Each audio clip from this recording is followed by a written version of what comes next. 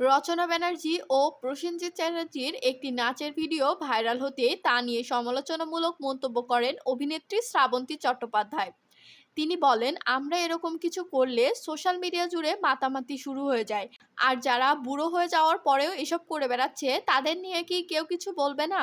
শ্রাবন্তীর এই মন্তব্য যে রচনা ব্যানার্জি ও প্রসেনজিৎ চট্টোপাধ্যায়ের কে উদ্দেশ্য করে বলা হয়েছে তার বুঝতে কারোরই বাকি নেই। কারণ বর্তমানে নেট দুনিয়ায় তাদের এই নাচের ভিডিওটি তুমুলভাবে ভাইরাল হয়েছে। বিষয়টি নিয়ে শ্রাবন্তীর মতো আরো অনেকেই নেগেটিভ মন্তব্য করে চলেছে। অনেকেই মনে করছেন রচনা ব্যানার্জি অনেক আগে অভিনয় জগৎ থেকে সরে এসেছেন, তারপরও প্রসেনজিতের সঙ্গে এতটা ঘনিষ্ঠতা ভালো চোখে দেখছে না কেউই। তাই নাচের ভিডিওটি ভাইরাল হতে তারা সমালোচনার মুখে পড়েছে।